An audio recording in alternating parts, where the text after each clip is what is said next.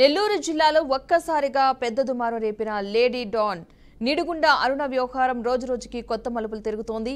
Rowdy sheeter శ్రీకాంత్తో కలిసి దందాలు, సెటిల్మెంట్లు, రాజకీయ సంబంధాలు, అధికారి లింకులు ఇవన్నీ బహిర్గతం అవుతున్న కొద్దీ ఈ కేసు పోలీసులకు పెద్ద తలనొప్పిగా మారింది.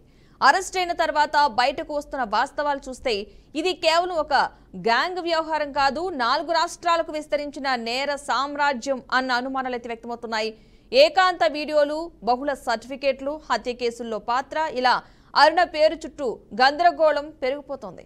అరుణ శ్రీకాంత్ జంట నేరాలు కేవలం ఆంధ్రప్రదేశ్కే పరిమితం కాలేదు. తెలంగాణ, కర్ణాటక, తమిళనాడులోనూ కేసులు నమోదయ్యాయి. ఆ రాష్ట్రాల పోలీసులతో సమన్వయం చేసుకుంటూ కొత్త రహస్యాలు వెలికితీస్తున్నారు విచారణ అధికారులు.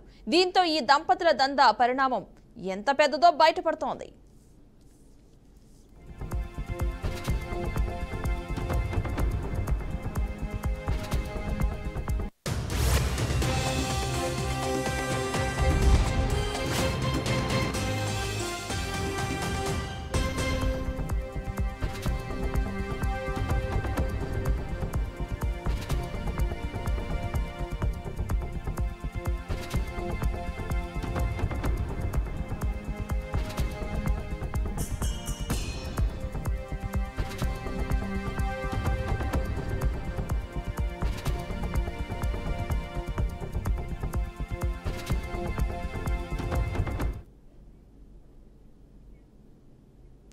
మొత్తంగా అద్దంకి టోల్ ప్లాజా వద్ద అయితే అరుణతో పాటు ముగ్గురిని అయితే అదుపులోకి తీసుకున్నారు పోలీసులు. అరెస్ట్ అయిన సమయంలో అసలు ఫోన్ దాచిపెట్టి మరో ఫోన్ ఇచ్చిన ఆమె చివరికి ఒత్తిడికిలోనే నిజమైన మొబైల్ అయితే ఇచ్చినట్టుగా తెలుస్తోంది. అందులో లభించిన ఏకాంత వీడియోలు పెద్ద కలకలం అయితే రేపుతున్నాయి. మొత్తంగా ఇదే అంశానికి సంబంధించిన పూర్తి సమాచారాన్ని మా బ్యూరో చీఫ్ గోపీనాథ్ మరింత సమాచారం అయితే అందిస్తారు లైవ్ ద్వారా.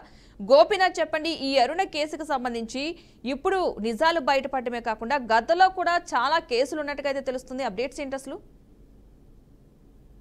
మొత్తం మీద అంటే నెల్లూరు జిల్లానే కాదు, రాష్ట్ర వ్యాప్తంగా సంచలనం సృష్టిస్తున్నటువంటి ఏదైతే రౌడీ షీటర్ శ్రీకాంత్ కి సంబంధించి ఆమె ప్రియురాలు ఎవరైతే ఉన్నారో అరుణకు సంబంధించినటువంటి ఈ కేసుల వ్యవహారం. ఎందుకంటే ఇప్పటికే రాష్ట్ర ప్రభుత్వంలో ఉన్నటువంటి పెద్దల్ని, అదేవిధంగానే ప్రజాప్రతినిధుల్ని, అదేవిధంగానే కొంతమంది ఎస్పీని, అదేవిధంగానే హోంశాఖలో కొంతమంది ముఖ్యమైనటువంటి కార్యదర్శులు కూడా ఈ కేసు నానా రకాలుగా ఇబ్బందులు పడుతున్నాయని మనం చెప్పుకోవచ్చు. అయితే ఏమీ జరగదనుకొని పెరోల్ పైన రౌడీ షీటర్ కి అంటే పర్మిషన్ ఇచ్చినటువంటి అధికారుల చుట్టూ ఇప్పుడు విచారణ వేగవంతమైన నేపథ్యంలో ప్రభుత్వం కూడా చాలా సీరియస్ అవ్వడం జరిగింది. రాష్ట్ర ప్రభుత్వ అధినేత ముఖ్యమంత్రి చంద్రబాబు కూడా దీనిపైన కఠిన చర్యలు తీసుకునే విధంగా కూడా ఆదేశాలు ఇవ్వడం జరిగింది. అసలుకి సిఫారసు చేసిన ఎమ్మెల్యేల పైన కూడా త్వరలోనే చర్యలు తీసుకుంటారంటూ కూడా ప్రచారం జరుగుతోంది. అదేవిధంగానే ఆ సిఫారసులు ఇచ్చినటువంటి అంటే ఎమ్మెల్యేలకు సంబంధించి వాటిని దగ్గర పెట్టుకుని ఒక మంత్రి సిఫారసు చేయడం, దాని తర్వాత వాటిని బూచిగా చూపి ఏదైతే రౌడీ షీటర్ శ్రీకాంత్ కి పెరోల్ ఇవ్వడం, దాని తర్వాత వాళ్ళు ఒక ఆసుపత్రిలో అంటే ప్రియురాలతో కలిసి అక్కడ పెళ్లిపోయిన అంటే రకరకాలుగా అంటే ఇల్లీగల్ యాక్టివిటీస్ అన్ని కూడా చేయడం, ఆ వీడియోలన్నీ కూడా బయటకు వచ్చిన నేపథ్యంలో అందరూ కూడా దీన్ని పెద్ద ఎత్తున అంటే ఒక రకంగా చెప్పుకోవాలనుకుంటే సిగ్గుపడుతున్నారు. అయితే ఈ కేసుకు సంబంధించి ఇప్పటికే అంటే గత వారం రోజుల క్రితం కూడా ఒక సిఐని బెదిరించినట్లు కూడా అంటే అరుణ బెదిరించినట్లు కూడా పెద్ద ఎత్తున ఆరోపణలు రావడం, దాని తర్వాత పూర్తి స్థాయిలో అంటే హోంశాఖ నుంచి కార్యదర్శి నుంచి అక్కడ పేషి నుంచి తాను ఫోన్ చేస్తున్నానంటూ కూడా సిఐని కూడా బెదిరించినట్లు కూడా చెప్తున్నారు. అయితే మొత్తం మీద అంటే పాపం పండితే గాని పాపం ముందుకు వస్తే గాని పండదని అంటారు కదా, ఆ రకంగా ఎట్టకేలకు అంటే రౌడీ షీటర్ అంటే కొంతమందిని హత్య చేసి అదేవిధంగానే ఇప్పుడు యావజ్జీవ శిక్ష అనుభవిస్తున్నటువంటి శ్రీకాంత్ ఎవరైతే ఉన్నారో అతను అంటే పెరోల్ పైన వచ్చిన తర్వాత ఆ పెరోల్ రద్దు చేసినటువంటి ప్రభుత్వం వెంటనే అతన్ని అదుపులోకి తీసుకొని జైలుకి పంపడం జరిగింది. అదే విధంగానే దీని పాత్రదారులు, సూత్రధారులు ఉన్నటువంటి అరుణను కూడా నిన్న గాలంకి టోల్ గేట్ వద్ద కూడా అరెస్ట్ చేసి అదుపులోకి తీసుకుని ఆమెను కూడా అరెస్ట్ చేసి దాని తర్వాత జడ్జి ముందు హాజరుపరిచిన నేపథ్యంలో మొత్తం 14 రోజుల పాటు కూడా రిమాండ్ విధించడం జరిగింది. అయితే ఇప్పటి వరకు కూడా అంటే అరెస్ట్ అయిన తర్వాత ఒక్కసారిగా పోలీస్ స్టేషన్ కు కీలు తరుపుతున్నారు. 2 తెలుగు రాష్ట్రాల నుంచి కూడా వీళ్ళ బాధితులకు సంబంధించి అంటే ఒక 3 లక్షల రూపాయలు ఒక బిల్డర్ కి ఇచ్చి అంటే దాని తర్వాత రిజిస్ట్రేషన్ చేసుకున్న సందర్భంలో మరో 40-45 లక్షల రూపాయలు కూడా అంటే ఆ ఫ్లాట్ వాల్యూకి సంబంధించినటువంటి అమౌంట్ కూడా కట్టి దాని తర్వాత రిజిస్ట్రేషన్ చేసుకుంటానంటూ కూడా స్థానికంగా ఉన్నటువంటి ఒక అంటే ఒక బిల్డర్ కి చెప్పడం, దాని తర్వాత 3 లక్షలు కట్టిన తర్వాత అంటే అగ్రిమెంట్ చేసుకున్న తర్వాత పూర్తి స్థాయిలో రిజిస్ట్రేషన్ చేస్తే దాని తర్వాత అమౌంట్ కట్టారంటూ కూడా, లేకపోతే నీ అంటూ చూస్తానంటూ కూడా అరుణ ఆయన్ని బెదిరించినట్లు కూడా పోలీస్ స్టేషన్ లో కేసు నమోదు జరిగింది. అందువల్లనే ఆ కేసులో మొదటగా ఆమెను అరెస్ట్ చేశారు. ఆమె అరెస్ట్ అయిన తర్వాత ఒక్కొక్క కేసు కూడా ఇవాళ బయటకు వస్తున్నాయి.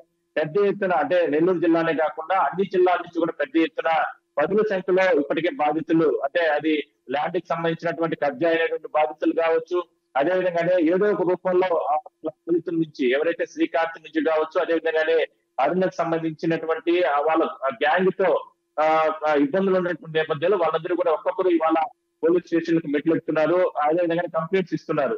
అయితే ఇక్కడ ఆసక్తికరమైన అంశం ఏంటంటే ఒక ఏపీలోనే కాకుండా తమిళనాడు, కర్ణాటక ఇట్లా హైదరాబాద్ లాంటి ప్రాంతాల్లో కూడా ఎందుకంటే నిన్న కూడా హైదరాబాద్ అంటే విజయవాడ నుంచి ఆమె హైదరాబాద్ వెళ్ళిపోవాలని ఆలోచనతో ప్లాన్ లో వచ్చినట్లు కూడా అంటే అరెస్ట్ అయిన తర్వాత వాళ్ళ సన్నిహితులు ఎందుకంటే అరుణ్తో పాటు మరో ముగ్గురిని నిన్న అదుపులోకి తీసుకొని అరెస్ట్ చేయడం జరిగింది పోలీసులు కూడా.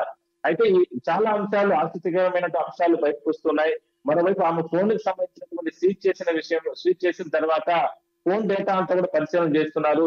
గతంలో ఎవరెవరు ఎమ్మెల్యేలతో మాట్లాడారు, అదే విధంగానే గతంలో అంటే ఏదైతే ఈ పెరోల్ రావడానికి హోంశాఖలో ఉన్నటువంటి ముఖ్యమైనటువంటి అంటే అధికారులతో కావచ్చు, అదే విధంగానే గతంలో కొంతమంది ఐపీఎస్ అధికారులతో కూడా ఈయనకి సంబంధాలు ఉన్నాయి. ఎందుకంటే గత ప్రభుత్వంలో దిశకు సంబంధించినటువంటి అంటే ఆ సంస్థలో అంటే ప్రభుత్వ అనుబంధ సంస్థలు పనిచేశారు కాబట్టి ఆ సందర్భంగా చాలా సన్నిహితంగా పోలీస్ అధికారులతో ఆమె మెలగడం వీటన్నిటిని కూడా ప్రభుత్వం కూపీలాగుతున్నారు. ఎందుకంటే ఆల్రెడీ 2 రోజుల క్రితం కూడా హోంమంత్రి అనిత కూడా చాలా సీరియస్ అవ్వడం జరిగింది.